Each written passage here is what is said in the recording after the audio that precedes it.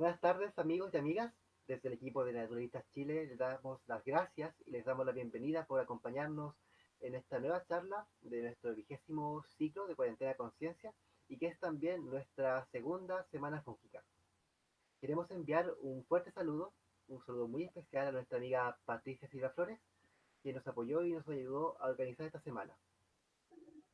Ya, hoy día nos va a estar acompañando Solange Torres Galán, que va a estar presentando el tema de metabolitos secundarios en hongos presentes en Chile.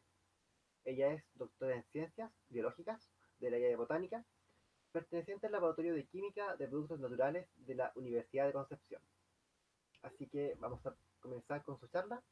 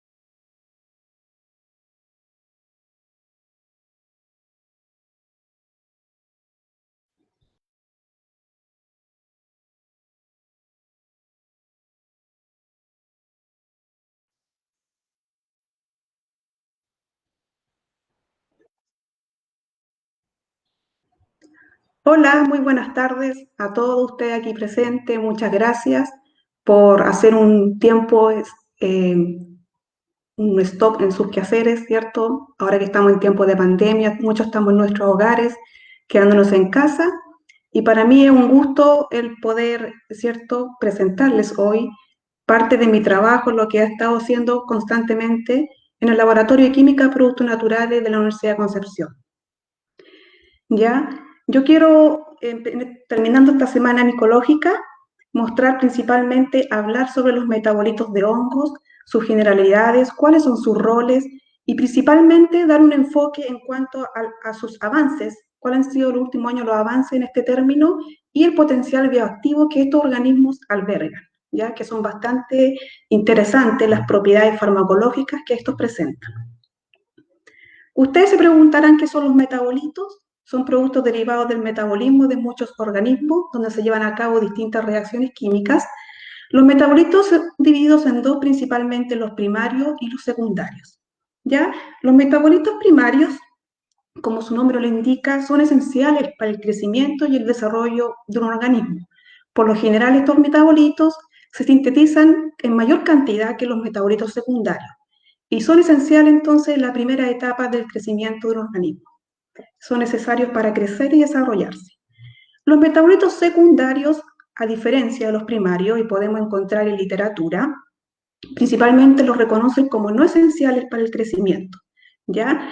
Y desde este punto de vista sí van a obtener otros roles, principalmente en la protección al ataque de predadores, principalmente como competencia, un rol importante para la defensa frente al estrés, ya que estos organismos, principalmente aquellos que no puedan desplazarse frente a un agresor, ¿cierto?, un depredador, tienen que generar distintas respuestas para poder defenderse frente a distintas condiciones ambientales que son fluctuantes, ¿ya? Y los otros roles que también albergan estos metabolitos secundarios, un rol medicinal, como voy a ir comentando más adelante. ¿Cuáles son los tipos de metabolitos primarios? Principalmente necesarios para el crecimiento están las proteínas, ácidos nucleicos, los carbohidratos y los lípidos. Los secundarios, principalmente, que no son necesarios para el crecimiento, son clasificados de acuerdo a distintos grupos, los 4 principales, en donde hay mayor abundancia en los organismos, los terpenos, los fenoles, péptidos y los pigmentos, principalmente. Como señalé previamente, se sintetizan en menor cantidad, pero sí frente a condiciones de estrés, y cuando hay una competencia biológica, cuando estos organismos están interaccionando con otros microorganismos en el suelo, ¿no es cierto?, en el ambiente donde se encuentran. La gran cantidad de metabolitos secundarios, principalmente los hongos, albergan, ¿cierto?, son una fuente promisoria de estos metabolitos y han sido destinados a distintos mercados, nacional e internacional, principalmente el uso de fármacos en la industria cosmética, como nutracéuticos, ¿ya?, con fines alimentarios, como aditivos, suplementos alimenticios, sus enzimas también para la industria de la celulosa, como polímeros naturales, y etcétera. Ya podemos ver entonces, estos metabolitos han sido destinados a un amplio mercado comercial, principalmente destinados, ¿cierto?, a distintos usos y aplicaciones, dando cierta importancia principalmente al potencial bioactivo que estos organismos presentan. ¿Cómo comenzó la era de los metabolitos secundarios? ¿Ya? Partiendo con los microhongos, o también conocidos como los hongos filamentosos principalmente, la era, por ejemplo, en el año 28, cuando Alexander Fleming descubrió el efecto de la penicilina en estas placas Petri, que podemos visualizar, creció un hongo filamentoso del género Penicillium y observó un efecto antibacteriano, quise decir. ¿Ya? Es decir, se inhibe el crecimiento de las colonias bacterianas alrededor de este hongo. Entonces, posteriormente, otros investigadores descubrieron cuál era el metabolito secundario que estaba albergando penicillium, y ese se denominó la penicilina, que hasta el día de hoy, ¿cierto?, ha tenido un efecto frente a distintas enfermedades. Como antibiótico propiamente tal, la grisiofulvina en el año 39, también obtenido principalmente de penicillium, otro efecto también como inmunosupresor, como antifúngico, la ciclosporina como inmunosupresor y la lovastatina como un excelente para disminuir el colesterol y evitar ciertos efectos, enfermedades cardiovasculares. ¿Ya? Entonces, los productos naturales fúngicos representan una industria multimillonaria con diversas aplicaciones. Sabemos entonces cómo se han ido sintetizando estos compuestos, y ya con las técnicas más avanzadas se han ido poder descubrir, ¿cierto?, identificar cuáles son los metabolitos que estos albergan en este tipo de hongos. Pero ¿qué pasa con los macrohongos?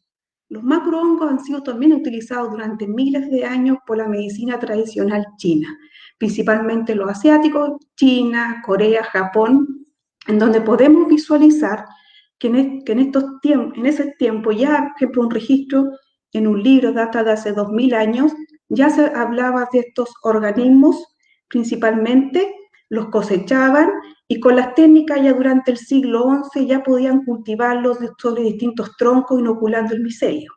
¿Ya? Podemos ver entonces la importancia para estas dinastías en esa época el consumir estos hongos con fines medicinales, también terapéuticos, y también lo incorporaban en su dieta. Eran hongos para ellos muy sagrados y sanadores por la cura de distintas enfermedades. Son bien conocidos tres tipos de hongos. Se le denomina la trilogía del hongo orientales más famosos.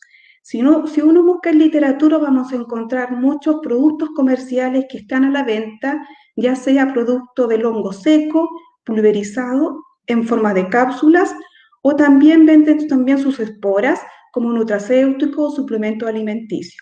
El shiitake, maitake y el reishi, Ganoderma lucidum, conocidos potencialmente por la capacidad que tienen para inhibir células tumorales por su efecto antitumoral, inmunomodulador y antioxidante. ¿Ya? Estos son los hongos más conocidos y que se han estado cosechando últimamente para poder, ¿cierto?, llevarlos al mercado. Por lo tanto, entonces estos hongos, macrohongos, son una fuente promisoria de metabolitos secundarios. Por lo tanto, se hace necesario, ya que muchas veces son sintetizados en pequeñas cantidades, se necesitan técnicas de aislamiento y también purificar estos compuestos para conocer el rol que estos presentan para distintas terapias como antitumoral, antiinflamatorio, antioxidante, antifúngico, antibacteriano, como señalé previamente, y una cantidad más grande de efectos potenciales que estos metabolitos están albergados en los hongos. Primero, en el laboratorio, cuando uno obtiene un metabolito bioactivo, hay 4 etapas por las cuales uno tiene que pasar, ¿cierto? Primero, el muestreo. Uno va a terreno a recolectar estos organismos y se identifican de acuerdo a sus observaciones macroscópicas o microscópicas, ¿ya? Una vez que se llega al laboratorio.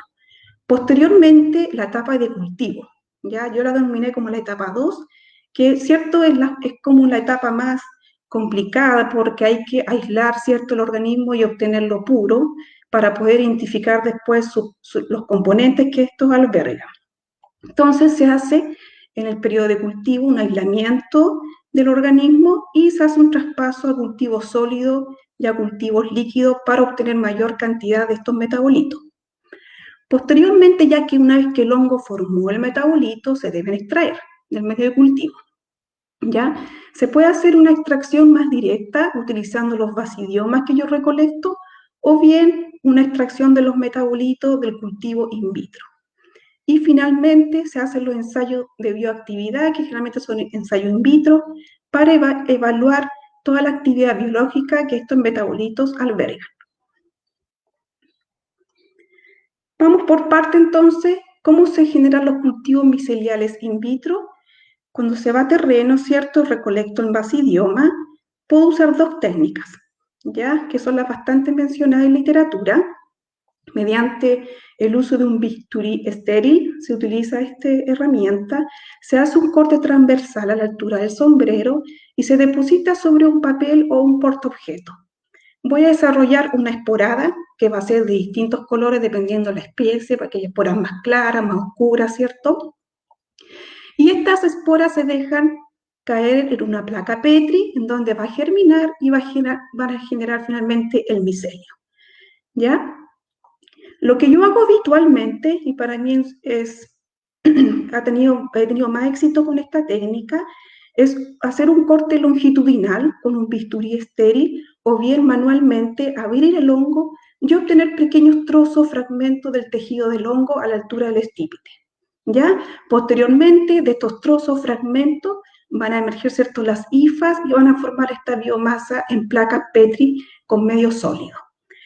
Posteriormente, se utilizan matraces con medio de cultivo líquido con un volumen más pequeño para asegurarme que no haya contaminación externa y una vez que yo no evidencie contaminación, hago los traspasos a cultivo con volumen más grande, ¿ya?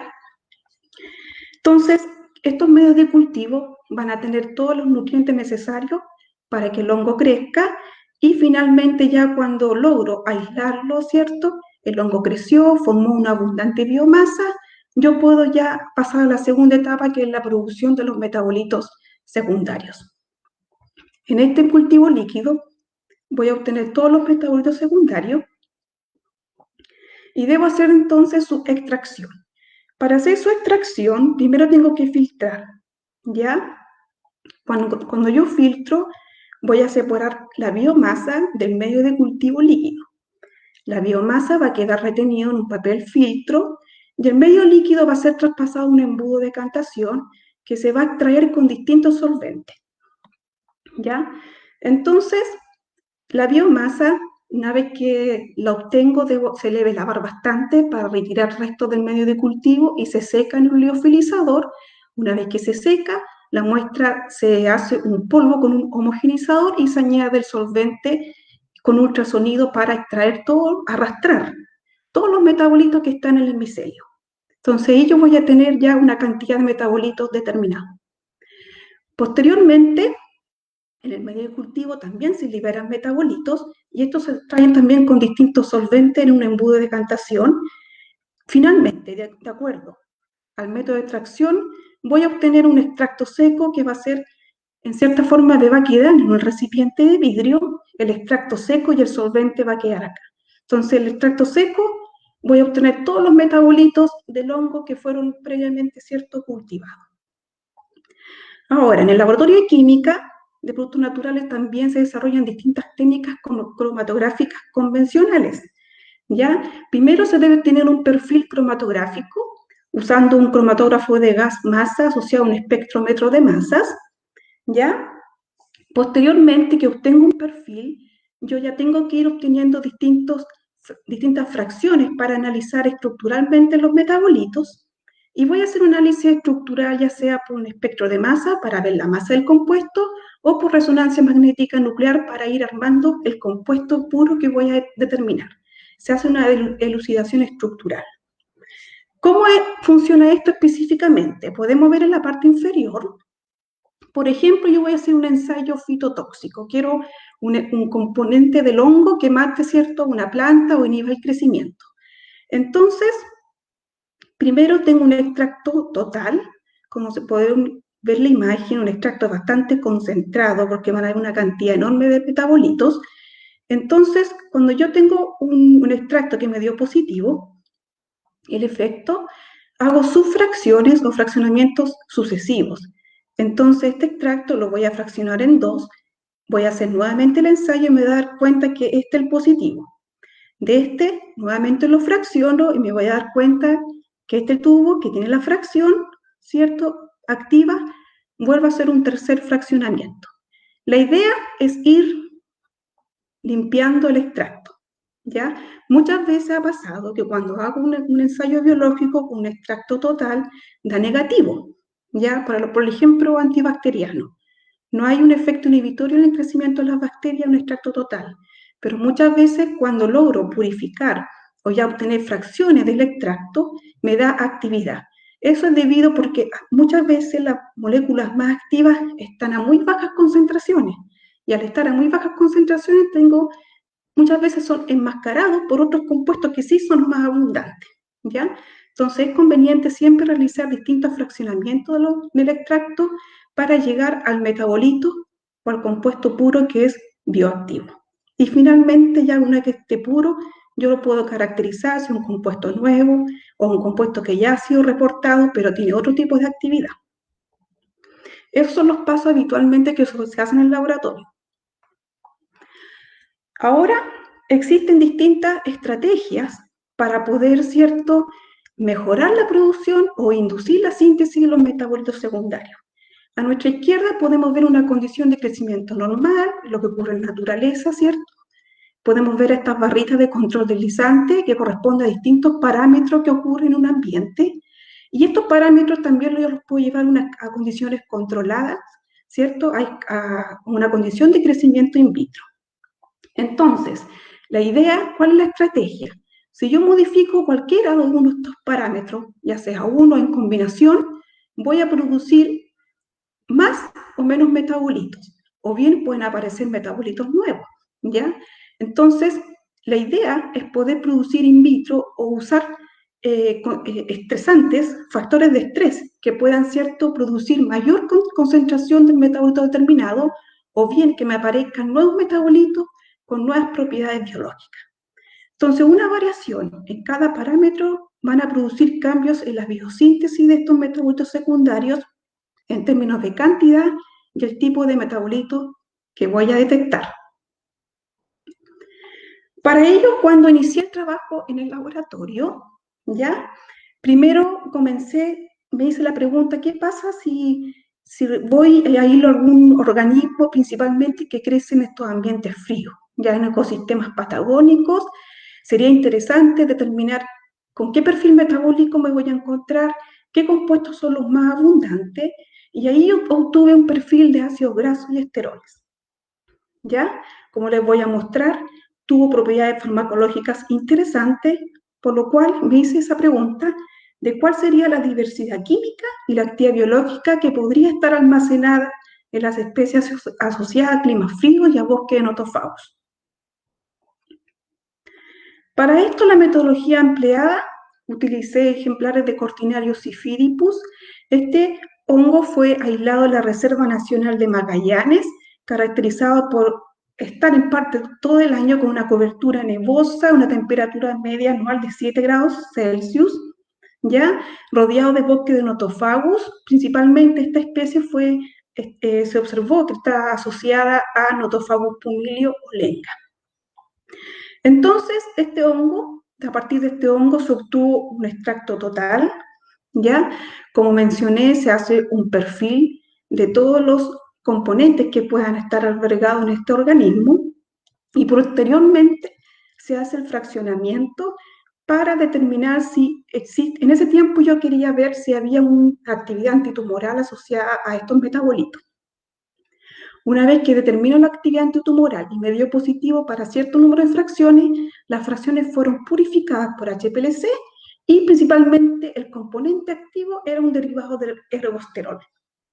¿Ya? Los ergosteroles son importantes componentes asociados a las membranas celulares de los hongos. ¿Ya? Y esto tiene relevancia principalmente por dónde están, ¿cierto? El lugar donde fue recolectada la especie en un ambiente frío. ¿Ya? Deben entonces mantener y conservar sus membranas, principalmente la fluidez y principalmente la mayor cantidad de estos componentes y ácidos grasos se van a encontrar. Entonces, este es un perfil cromatográfico. Cada compuesto va a ir apareciendo en el perfil a distintos tiempos y se analizó posteriormente la actividad antitumoral. Cuando uno realiza un ensayo antitumoral, o también se le denomina citotóxico, para líneas celulares tumorales, ¿cierto? La idea es que el compuesto, el extracto fúngico, produzca una toxicidad a este tipo de célula y inhiba su crecimiento, ¿ya? Entonces, ¿qué sostiene primero las líneas celulares que voy a probar? Tienen que crecer en un medio especializado, principalmente con vitaminas, aminoácidos, se incuban por 24 horas. Una vez que ya estas células alcanzaron alrededor de un 90% de confluencia, deben ser traspasados nuevamente a estas microplacas que tienen 96 pocillos. Cada uno de estos pocillos van a ir las líneas celulares tumorales, ¿cierto? Y los extractos fúngicos. De esta manera se tiene que después determinar la viabilidad celular. ¿Cuáles fueron las células que pudieron, ¿cierto?, crecer, o bien las que fueron inhibidas por estos extractos fúngicos, ¿ya? Y se hace habitualmente el ensayo MTT, que es un reactivo que va a penetrar las células cuando están vivas y va a ser reducido. Al ser reducido se forma una sal que se va a detectar de color morado. Entonces, mientras más oscura, color más púrpura esté la placa, indica que acá sobrevivieron más las células tumorales. Sin embargo, a nuestra izquierda vamos a visualizar las placas más claras, ¿cierto? Un tono rosado, y a veces cuando el efecto es muy tóxico contra estas líneas celulares, y ahí uno dice, oh, el compuesto es activo, es cuando ya se ven casi translúcidas, o casi rosadas, como podemos ver en nuestra izquierda. Posteriormente la placa se va a un espectrofotómetro y se determina una absorbancia. La absorbancia uno obtiene una fórmula para determinar el porcentaje de la viabilidad celular. ¿A qué concentración mi extracto fúngico es activo con estas líneas celulares? ¿Ya? Los principales resultados obtenidos, se utilizaron 4 líneas tumorales.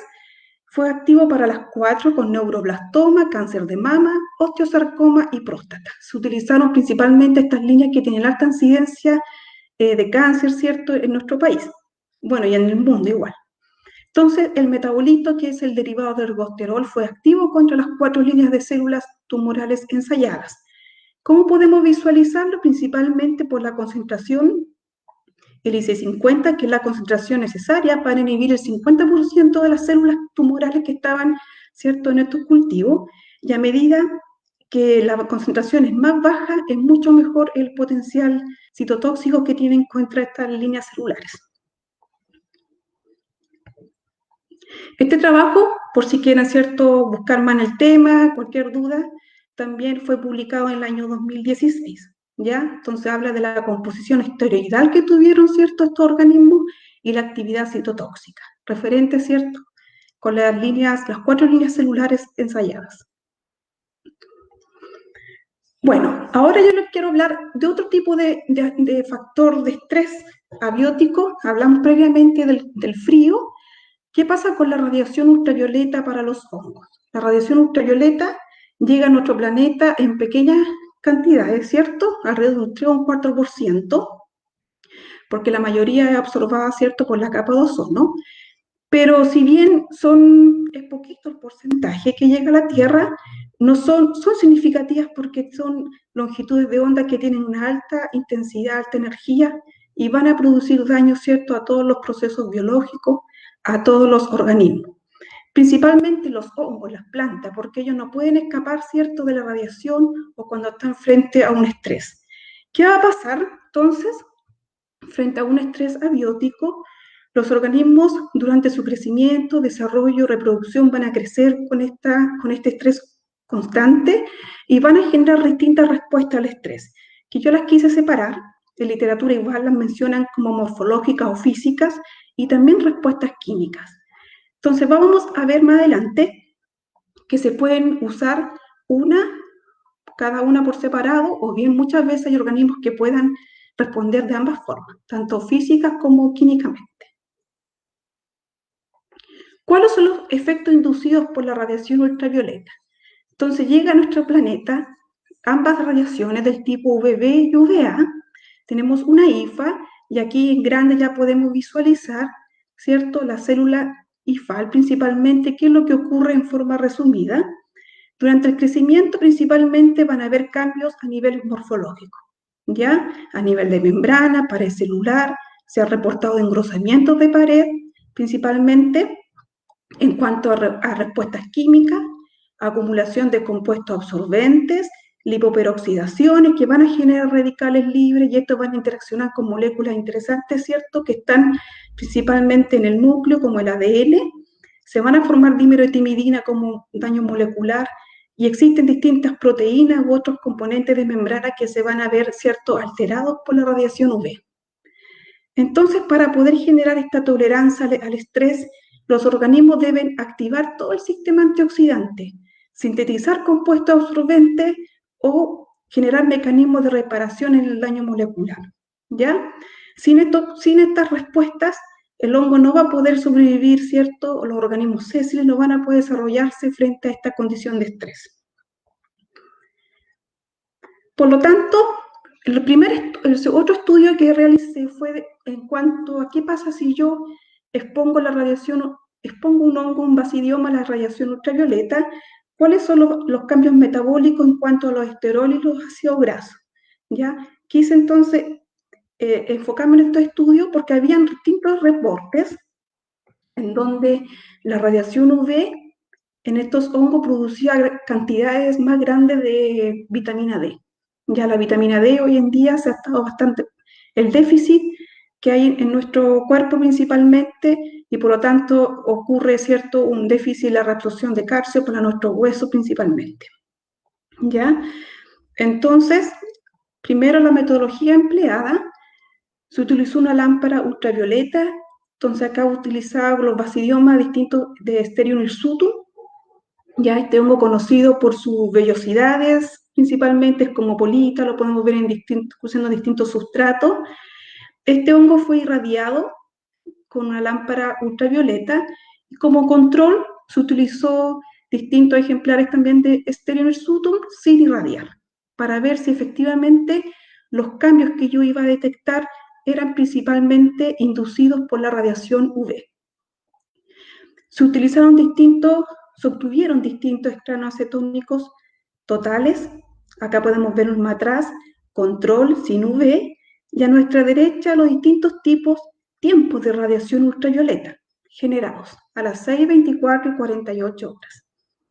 Se obtuvo un perfil cromatográfico por cromatografía de gases, ¿ya?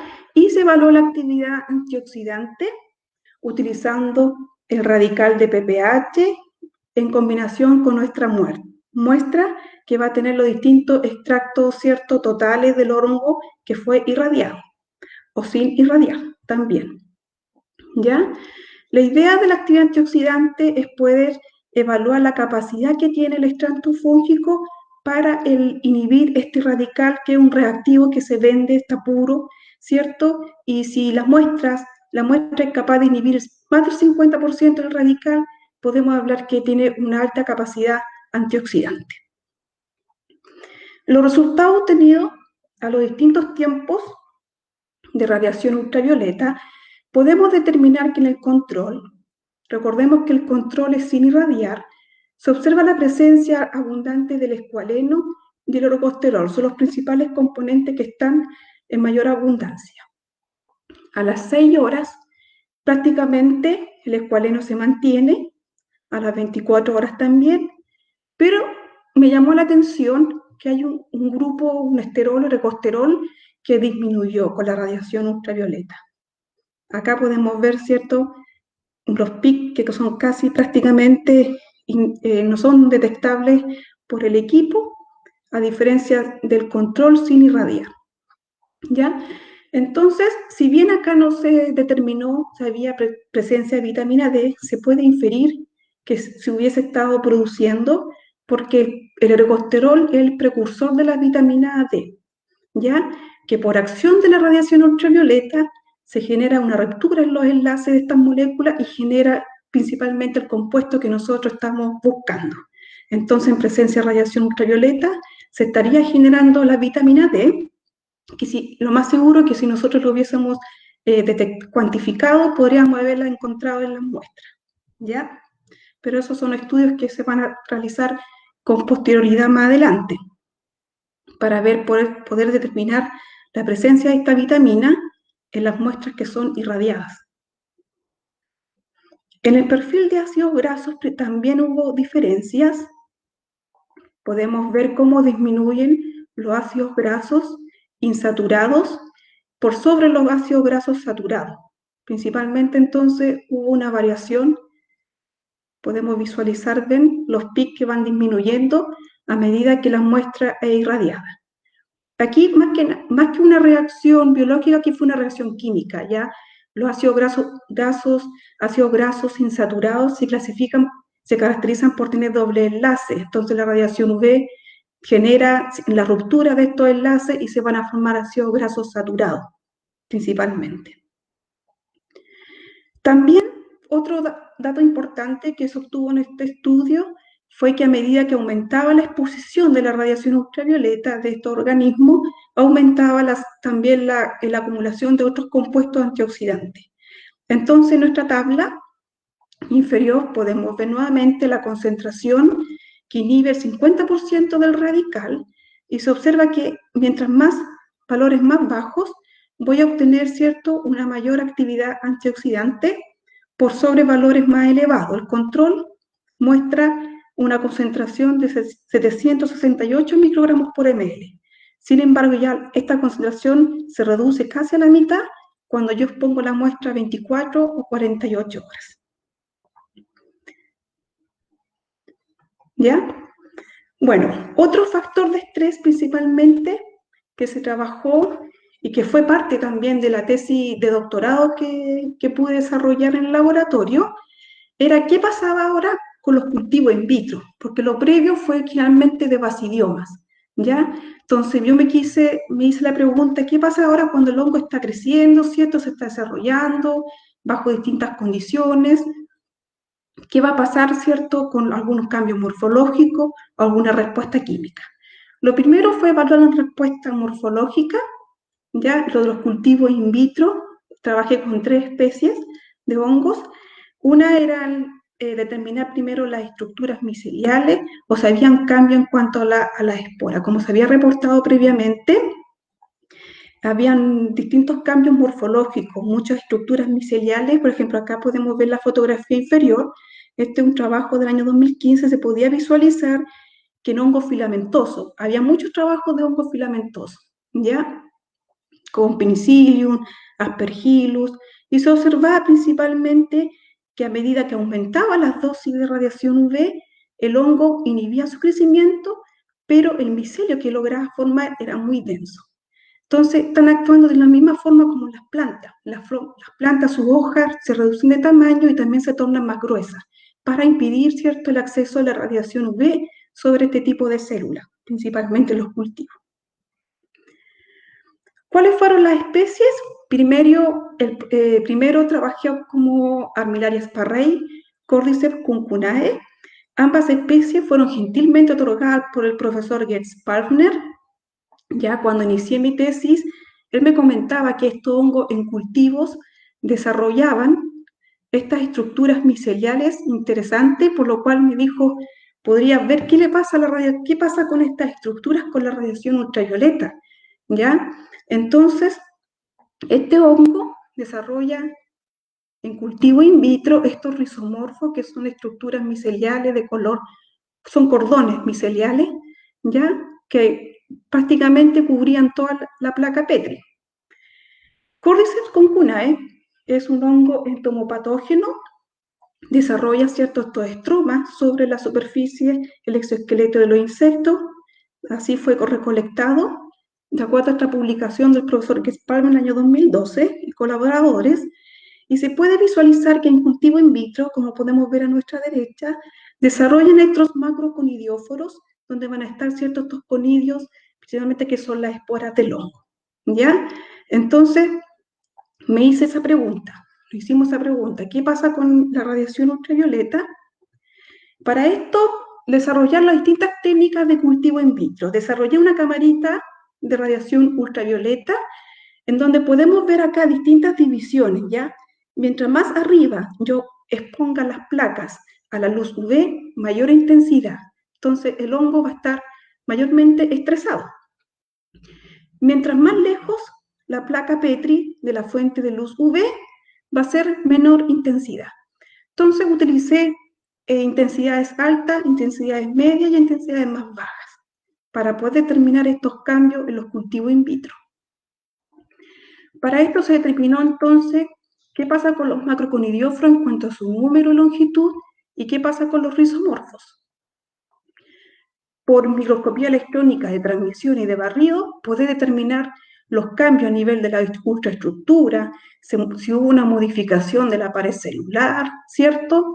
Si hubo alguna aparición en las esporas o algún cambio, ¿cierto?, morfológico, para determinar, ¿cierto?, estos cambios morfoanatómicos a nivel celular. ¿Qué obtuve principalmente en cuanto a este tema? Cordyceps concunae sin irradiar, ¿ya? Cuando escribo el control, se refiere, ¿cierto?, a la muestra sin el tratamiento. En este caso, sin irradiar, formaron macroconidióforos, el hongo desarrolla abundante micelio principalmente, pero podemos ver a la derecha que a medida que aumentaba la intensidad de radiación UV, los macroconidióforos se volvían más cortitos, eran más gruesos y el micelio desaparecía, ¿ya? Muchas veces el micelio, el hongo tenía esta respuesta de poder introducir la hifas, penetrar el agar y superficialmente no crecía, ¿ya? Entonces esta es una respuesta análoga a también lo que ocurría con hongos filamentosos, a lo que ocurre en planta, aumentar la densidad en el cultivo para poder evitar que llegue la radiación UV directo a estas estructuras. Están protegiendo, ¿cierto?, sus estructuras miceliales. Lo mismo es Armillaria sparrei. En el control se formaba una gran cantidad de rizomorfos alargados, alrededor de 9, 8 centímetros principalmente, y estos fueron más cortos, más oscuros y de un mayor grosor cuando eran expuestos a la radiación ultravioleta, ¿ya?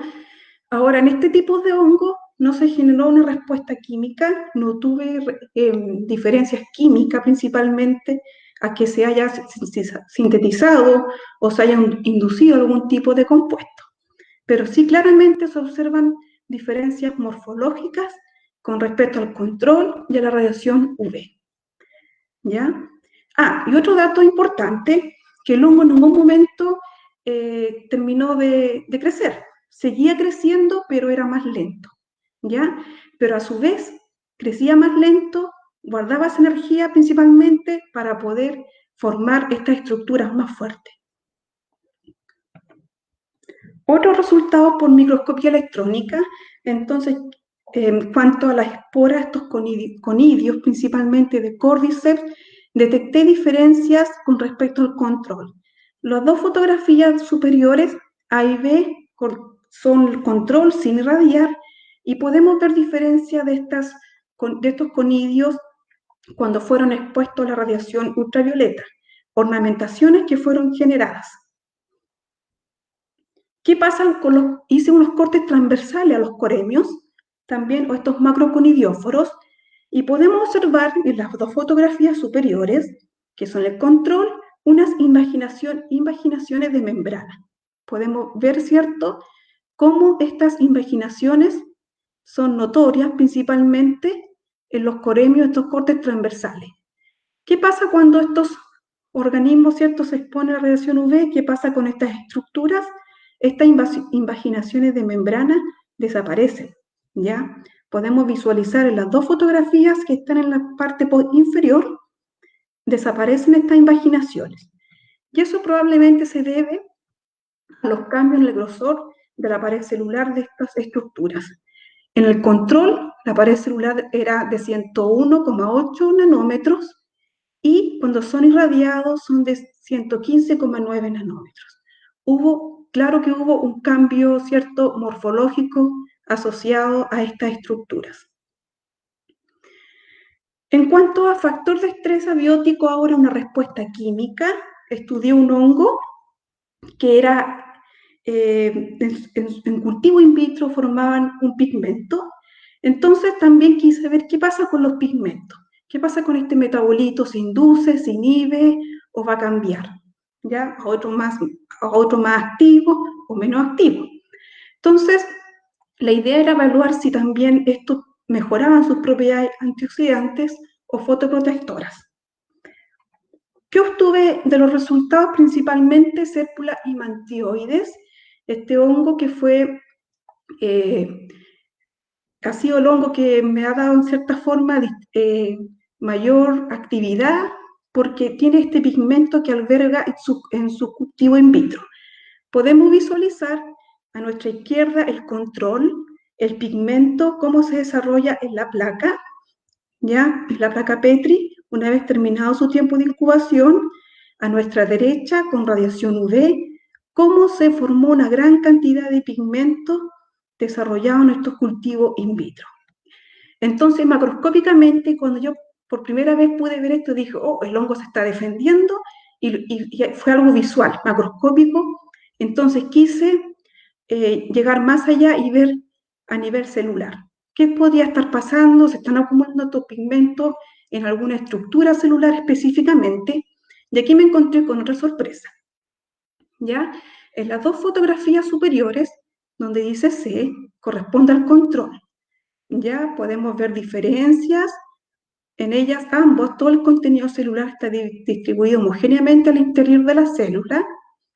Y principalmente, cuando yo aumentaba de mayor intensidad radiación UV a menos, la más alta fue de 0,12 y la más bajita de 0,03.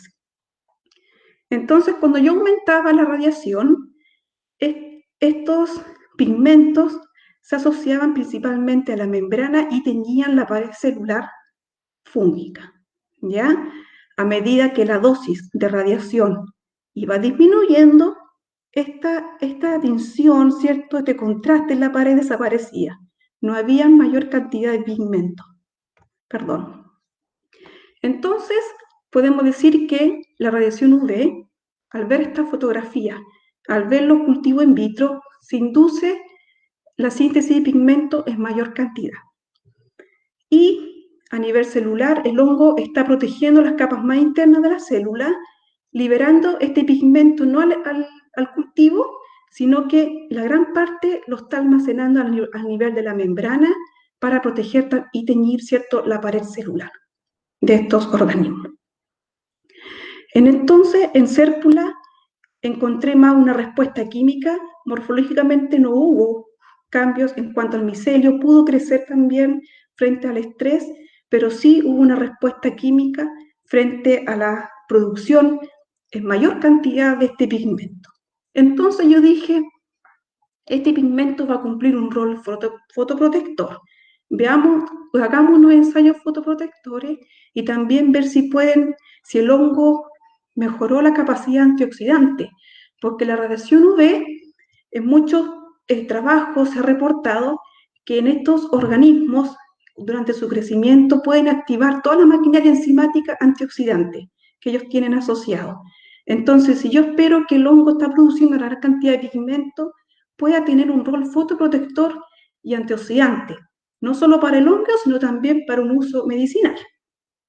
Vamos a ver. Entonces, la actividad antioxidante de Serpula himantioides en el control sin UV Nuevamente, como menciono, a valores más altos, quiere decir que la actividad antioxidante es menor. ¿Qué pasa con UV? Estos valores bajan aún más de la mitad la concentración necesaria para inhibir los radicales libres. Y esto mejoró aún más porque arriba yo proveo un extracto. Pero ¿qué pasa cuando logro purificar el pigmento? Como mencioné antes, que a veces cuando purifico yo el pigmento o purifico aún más el extracto, va a mejorar aún más la actividad. Y esto se ve evaluado principalmente porque las concentraciones fueron aún más bajas que lo reportado en un extracto, como en la tabla superior. ¿Ya? ¿Qué les quiero mencionar? Que el ácido serocómico, que era el pigmento que albergaba cérvula, que se induce con la radiación UV, está cumpliendo también una actividad antioxidante elevada cuando el hongo se expone a la radiación ultravioleta. O sea, no solamente se está desarrollando este pigmento, también está mejorando las propiedades antioxidantes, porque la radiación UV genera especies reactivas de oxígeno, radicales libres en el organismo. Entonces, el hongo se tiene que defender contra eso sintetizando este tipo de compuestos y en mayor cantidad. En fotoprotección, principalmente, hay dos formas que determiné que el compuesto era fotoprotector. Se hicieron distintas. Primero, se utilizó una línea celular humana, las células HEC293, que fueron expuestas a este pigmento puro, ¿ya? Y se comparó con un control positivo, que es un caroteno, un compuesto puro, comercial, ¿ya? Para ver si es comparable los resultados que obtengo en cuanto a la viabilidad celular. Quería ver si el pigmento, al incubar este pigmento puro con las células de línea celular humana y expuestas a radiación ultravioleta, son capaces, ¿cierto?, el pigmento de defender a estas células humanas que están expuestas a la radiación UV, ¿ya? Entonces, a nuestra izquierda, un gráfico en donde se observa una barra de color blanco que indica que acá hubo una radiación UV en las células humanas, pero sin los pigmentos. Entonces la barra disminuyó bastante con respecto a estas barras amarillas, que es el pigmento propiamente tal del cérpula, y este pigmento logró mejorar la viabilidad celular. Es decir, cuando las células humanas fueron expuestas a radiación ultravioleta, hubo menos viabilidad cuando se exponían con el pigmento, que sin el pigmento, como se puede ver en esta barra blanca. Y fue mucho mejor también en presencia del caroteno. Caroteno es un pigmento ampliamente conocido, ¿ya? Que está en muchos alimentos, muchas frutas, muchos hongos también lo sintetizan, y este pigmento tenía la particularidad de ser mucho mejor en cuanto a mejorar, ¿cierto?, a proteger las células de la radiación UV. ¿Ya? Ahora, a nuestra derecha, un espectro de absorción ultravioleta. La característica de estos pigmentos, a diferencia, por ejemplo, de unos pigmentos que son sintetizados, se extraen de plantas, muchos de estos pigmentos de plantas absorben la región del visible. Y la particularidad que tiene este pigmento es que absorbe la región del ultravioleta. Entonces estaría ejerciendo un efecto en la absorción del UV y generando, ¿cierto?, un potencial rol fotoprotector. Estos son los primeros dos ensayos. Les quiero comentar también que estoy trabajando, pero producto de la pandemia quedó detenido el trabajo, en donde se ha probado y ya obtuve los resultados preliminares, en donde estos pigmentos no eran tóxicos y también mostraron una efectividad contra líneas de queratinocitos. ¿Ya? Principalmente, este trabajo fue publicado en el año 2019, por si quieren tener más antecedentes, donde hablo, ¿cierto?, de la exposición de la radiación UV a estos cultivos de cérpula y cómo esta disposición que hubo a nivel celular del pigmento. Gracias a los resultados previos, estoy trabajando en dos proyectos, principalmente usando este orden de los boletales, porque tienen y podemos visualizar en fotografía la gran cantidad de pigmentos que estos hongos sintetizan en condiciones in vitro, ¿ya? Suilos luteus, suilos granulatos, son bien conocidos, son comestibles, Y como mencioné antes, ya estudios preliminares, tengo algunos resultados preliminares donde muestran que no son tóxicos frente a las líneas de queratinocitos. ¿Por qué los queratinocitos? Son las células epidérmicas de la piel, y si yo quiero formular, crear, ¿cierto? O evaluar el efecto fotoprotector, creando un filtro solar de origen natural con propiedades fotoprotectoras y antioxidantes, debo asegurarme que estos pigmentos no sean tóxicos para la piel. Entonces, podemos ver en estos organismos el potencial bioactivo, ya las condiciones de cultivo in vitro para poder, en cierta forma, mejorar, ¿cierto? O inducir la síntesis de estos metabolitos específicamente. Uno siempre tiene que ver a dónde quiere apuntar, enfocarse, qué tipo de conocer bien al organismo con el que uno está trabajando, ¿cierto? Uno realmente siempre se apoya de los profesores que nos dan mayores antecedentes de los organismos, cuáles son los pigmentos, cuáles son los compuestos que estos hongos presentan para poder ser evaluados bajo estas distintas estrategias para optimizar la síntesis de estos compuestos. Quiero agradecer, ¿cierto?, al terminar esta presentación, al Grupo de Naturalistas de Chile por todo el trabajo que ellos han desarrollado por llevar a cabo esta semana maravillosa de la micología, a la ONG Micófilos, a todos sus integrantes, porque siempre han estado constantemente invitándome para poder mostrar el trabajo que se realiza, especialmente a Patricia Silva, que fue quien me contactó en esta instancia para poder presentarles, ¿cierto?, mi trabajo. También quiero agradecer enormemente a la universidad, al Departamento de Botánica de la Universidad de Concepción y en especial al Laboratorio de Química de Productos Naturales y a todo su staff, porque estamos constantemente trabajando en grupo, ¿ya? Todo esto que uno muestra son trabajos, resultados que se hacen en grupo. Esto fortalece aún más el trabajo, principalmente, y se pueden desarrollar distintos proyectos. Gracias al proyecto FONDIS y al proyecto VIEW, que me ha permitido también mostrar, ¿cierto?, avanzar en estos resultados de cómo los hongos pueden defenderse a la radiación ultravioleta. Quiero agradecer a todos ustedes por su tiempo. Muchas gracias. Muchas gracias, Solange, por la exposición. Estuvo muy interesante poder aprender un poco más sobre cómo los hongos tienen todas estas formas de defenderse del ambiente y también un poco cómo nosotros podemos aprovecharnos quizá un poco de ello. Fue, la verdad, muy interesante. Muchas gracias. No tenemos preguntas por Facebook, pero a mí sí me gustaría hacerte una pregunta quizá un poco más de opinión, más que de corte técnico. ¿Tú te imaginas quizá en un futuro que el consumo de hongos en Chile se masifique, así como para poder beneficiarnos de este tipo de moléculas, de metabolitos? ¿Me podría repetir, por favor? Que Si tú no crees alcancé a que, escuchar una frase. si tú crees que el cultivo de hongos, y consumo de hongos, así por ejemplo como el champiñón ostra, que es cada vez más popular, ¿tú crees que se lleguen a masificar en Chile para poder aprovechar un poco todos estos metabolitos que hay en ellos? Por supuesto, eso actualmente ya se está haciendo. Chile dentro de los países pioneros en cuanto a la exportación de hongo, ¿ya? Principalmente, no solamente el hongo ostra, tal paris, pleurotus propiamente tal, morchela, las trufas, que tienen un alto poder adquisitivo por no solamente por los metabolitos, sino también por sus aromas principalmente, y gastronómicamente son desarrollados externamente, exportados, para poder, de cierta forma, fortalecer muchas veces el cuerpo, que lo usan principalmente con fines medicinales, ¿ya?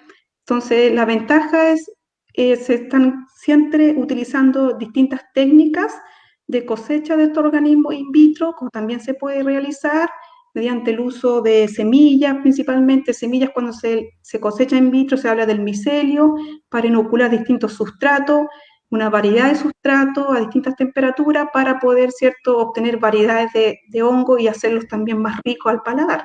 Ya también muchas veces el uso de estos cultivos in vitro mejora enormemente lo gastronómico, que van a tener un valor agregado a estos organismos. Se está haciendo y cada día va un aumento, ¿eh? en cuanto a las exportaciones de estos hongos y lo que se hace en Chile. Igual en muchos mercados locales que están vendiendo muchos hongos comestibles, también endémicos propiamente tal. Oye, eso último que mencionas es también súper interesante. ¿Tú crees que pueda haber en un futuro que se masifique también el consumo a nivel local? O sea, perdón, el cultivo a nivel local, quizá que una familia cultive para ellos mismos lo que vaya a consumir de hongos, o es algo que es exclusivamente de laboratorio. Se puede consumir localmente, hay personas, familias que viven de esto.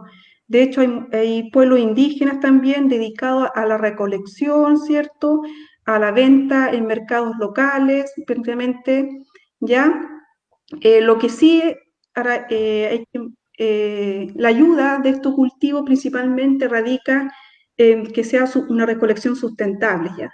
Entonces, por eso las distintas técnicas de cultivo se están realizando por pequeñas empresas, familias que están dedicadas, ¿cierto?, al rubro del hongo comestible. Podemos ver muchos hongos que cuando uno va a la feria, boletus, loyo, ramaria o changle, digüeñe también, todo recolectado de forma sustentable y hay unos que puedan ser cosechados como el hongo, el pleurotu, el paris, agaricus, ¿cierto? Que puedan cultivarse a gran escala. Súper. Mira, ahora llegaron de golpe todas las preguntas de quienes estaban viendo la charla. Voy a hablar un poco más fuerte porque parece que tengo problemas con el micrófono. Perdónenme, por favor.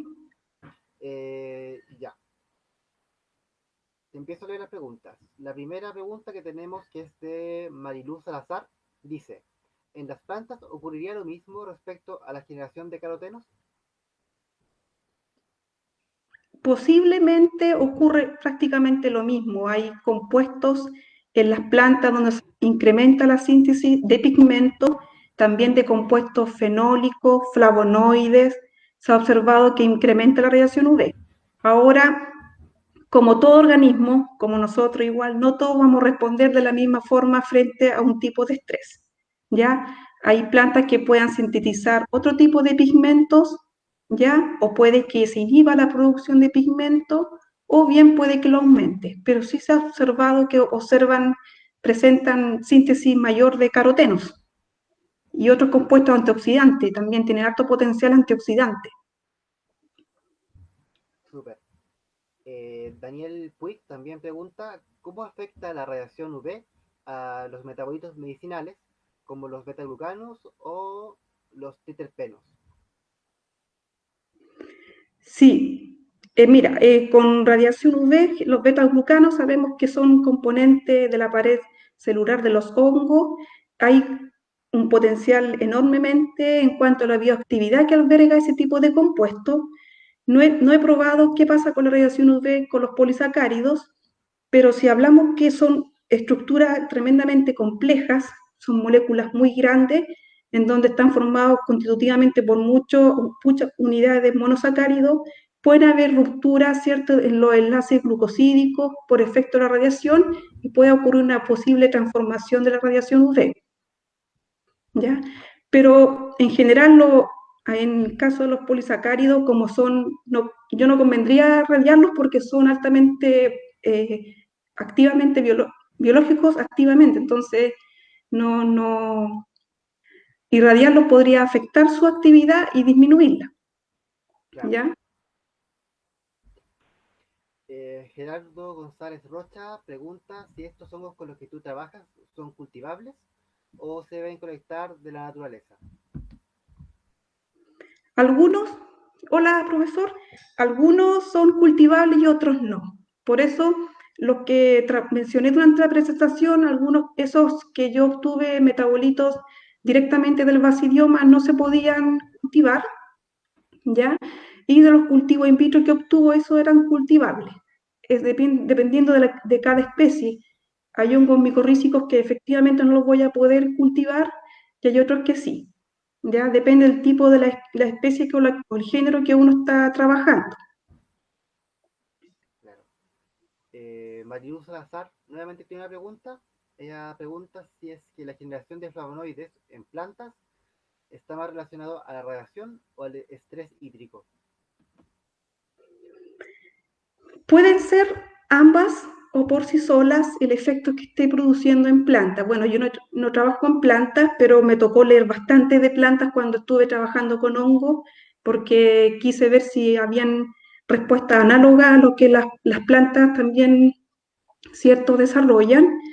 Y puede ser por el estrés UV principalmente, o también el estrés hídrico, puede ser, porque el hongo, o sea, perdón, las plantas están, al igual que los hongos, son organismos sésiles que están expuestos a distintas condiciones ambientales que son fluctuantes y muchas veces en la naturaleza no solamente es un factor de estrés que está ahí constantemente estresando al organismo, sino que son muchos, la salinidad, el agua, como menciona, la radiación UV. Entonces, para poder ver qué factor estaría por separado, habría que hacer cultivo de vegetales, ¿cierto? O, exponerlo a estrés hídrico y exponerlo a radiación UV y ver cuál factor el que estaría induciendo más flavonoides o cuál estaría, o cuál, claro, cuál sería el factor que estaría generando, ¿cierto?, la mayor síntesis de este compuesto, que son los flavonoides. Eso sería una recomendación para si quiere trabajar en esa parte. Evelyn Bustos pregunta cuántos hongos o biomasa deberíamos consumir para obtener actividad frente a radicales. Perdón, ¿me puede repetir cuántos hongos? ¿Cuántos hongos o cuánta biomasa deberíamos consumir para obtener actividad frente a radicales? La, lo ideal es usar cantidades mínimas, microgramos por ml, un rango que no sea superior a 100 microgramos por ml, ¿ya? Porque las concentraciones son bien bajas, tienen que ser bien efectivas. Lo necesario principalmente cuando yo estoy trabajando con un extracto total en donde estoy trabajando con todos los componentes que van a inhibir ese radical, se utiliza muchas veces en un rango más amplio, ¿ya? De 100 a 1000 microgramos, hasta 1 miligramo, ¿ya? Pero ya cuando estoy trabajando con un compuesto puro, la concentración para inhibir estos radicales va a ser menor porque va a ser mayor la efectividad que voy a obtener, porque va a estar solamente el compuesto puro aislado y va a ejercer una mejor actividad antioxidante contra el radical, ¿ya? Entre 10 a 100 microgramos. Lo mínimo que pueda obtener para inhibir, mucho mejor va a ser la actividad antioxidante. Super. Nuevamente, Daniel Puig hace una pregunta. ¿Hay grandes diferencias entre los extractos de metabolitos de cuerpos fructíferos versus los metabolitos de micelio cultivado en grano?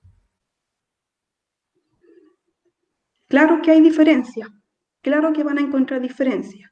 Siempre hay diferencias a lo que uno encuentra en la naturaleza, en el espacio, en un entorno, en un ambiente, ¿ya?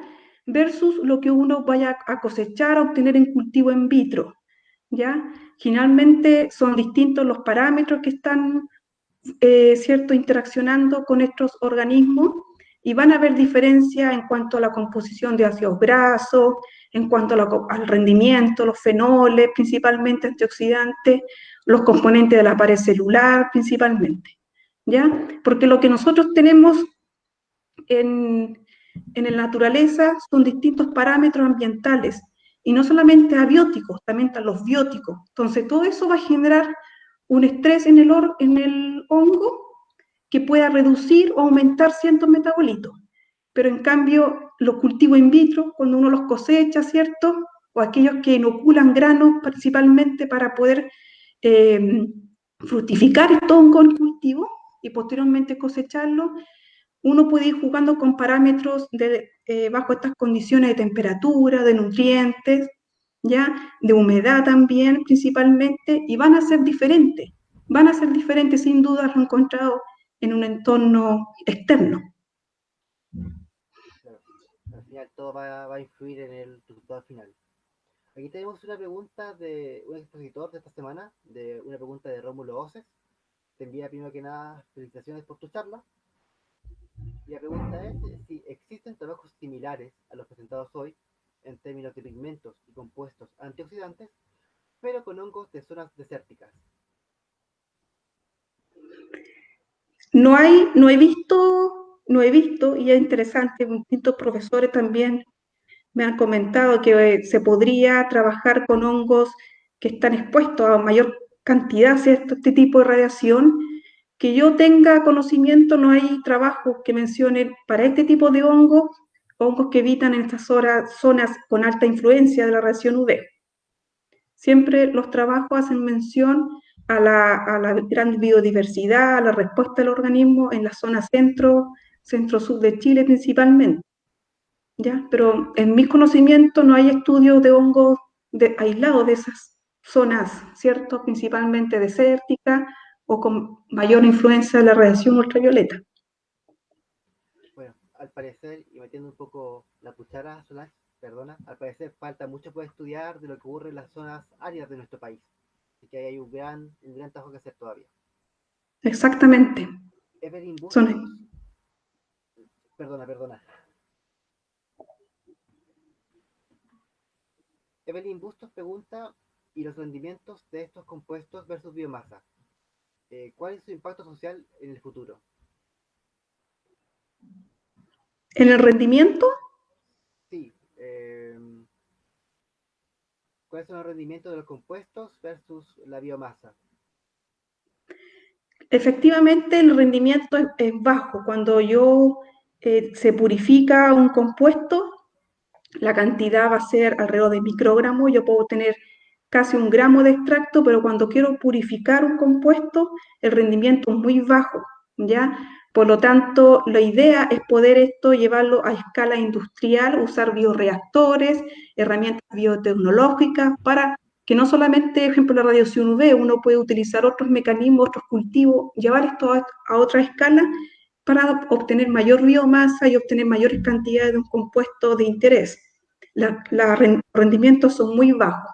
Siempre entonces la idea es esto es llevarlo a una escala más grande con potencial biotecnológico.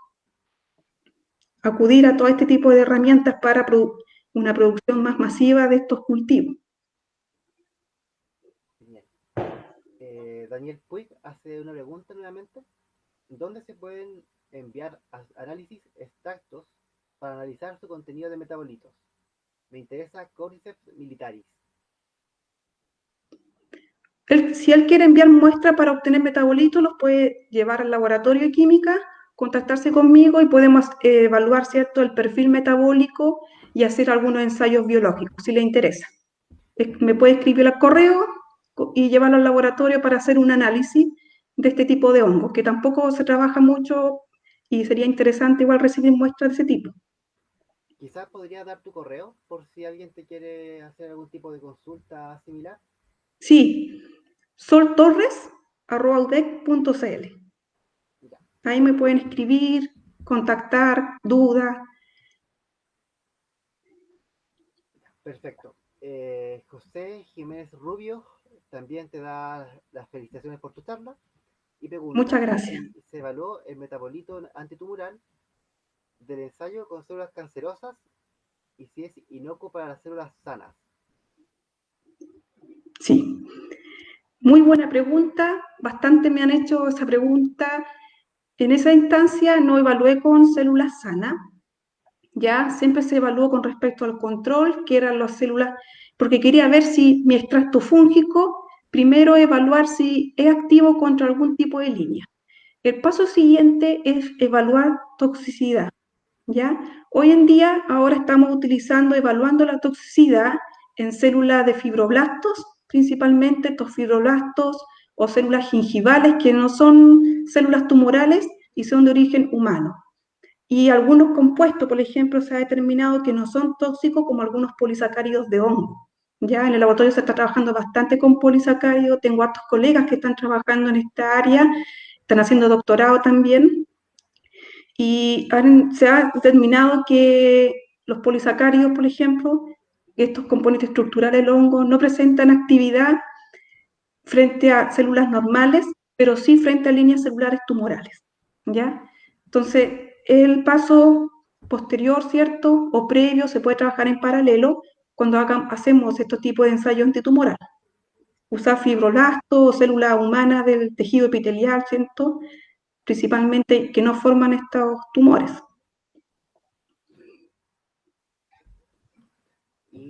creo que esta es la última pregunta, si no me equivoco. Sí, nuevamente tenemos una pregunta de Gerardo González.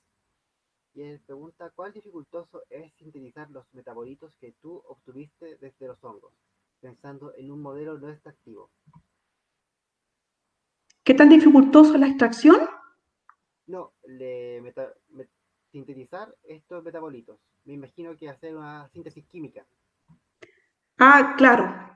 Lo que pasa es que ya una vez que ya se tiene principalmente el diseño estructuralmente, se identificó el compuesto, se puede hacer una semisíntesis del compuesto principalmente.